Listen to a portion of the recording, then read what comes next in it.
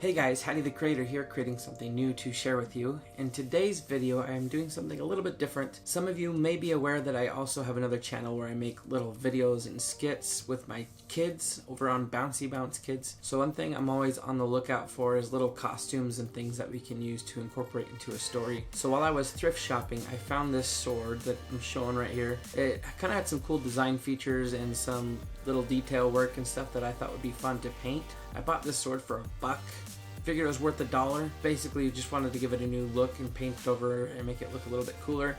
The paint job on it was pretty shoddy. One person probably painted 500 of these in a day somewhere in China. Bless their souls. It was a great little toy, I'm sure, for some kid, but somebody got sick of it, didn't want it anymore, donated it. I bought it at the thrift store, and I'm trying to breathe some new life into it. I thought it would be kind of a cool little ninja sword for some sort of ninja skit or something. I actually made my son put on a ninja costume and help me out with a little skit to show off the final product at the end of the video, so stay tuned for that. So I took that sword and I took it apart. It had two little screws on either side, kind of holding the base into the blade, which was nice because it makes it easier to spray paint the different pieces and elements, different colors. I painted the blade with the metallic spray paint. It's kind of a silver gray color, and the handle I spray painted also with the metallic spray paint, but it was more of a black, kind of an onyx color. I ended up painting the hilt a bronze color, kind of how it was originally, but I put in a lot more attention to detail and kind of make it even and not just kind of quickly slapped on there. So what I do for the hilt is I go in with a dark color, copper or bronze, whatever this is, and I darken it up a bit with a black. I do several passes of the bronze or this copper color, slightly getting lighter as I go and just doing less and less paint on the brush.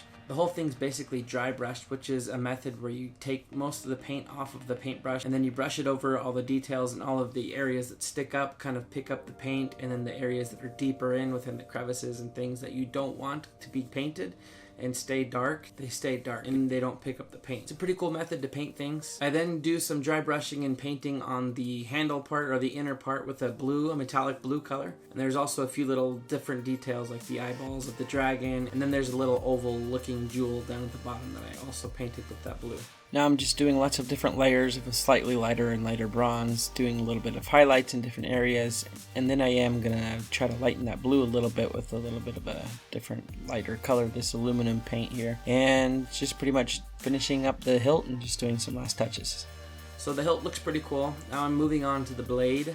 I really want to do justice to all these little details that they put into this design. And now it's time for a satisfying paint bubble pop. So for the front of the blade, I want it to be lighter than the rest of it. And then I want all of these detailed areas to stick out and kind of stand out. So I am going in and darkening some of the darker crevices and little holes and things to make those kind of pop out and stand out, and so they're readable. Also the symbols and things that are down near the bottom in this alien language or whatever it is. Draconian, the language of the dragon.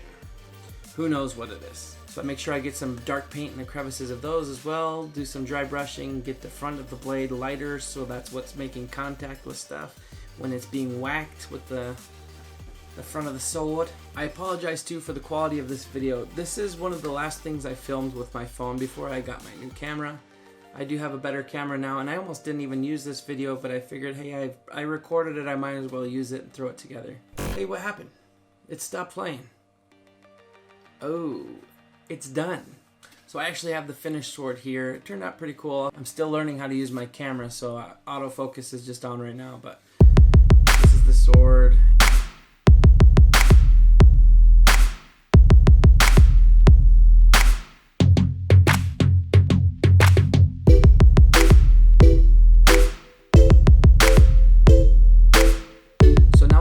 Skit I made with my son just to kind of demonstrate what I would do with the sword like this and what I envisioned for it. So here's the skit I made with my son.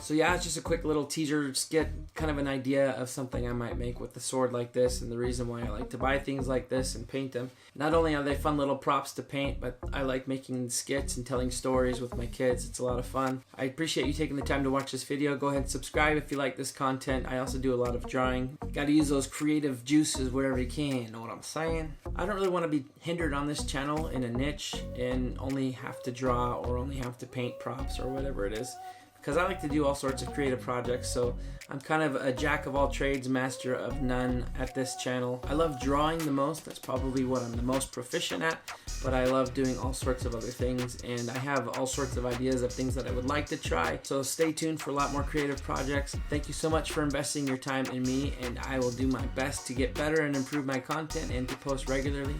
Right now my goal is just to post once a week, but I will do more than that when I can.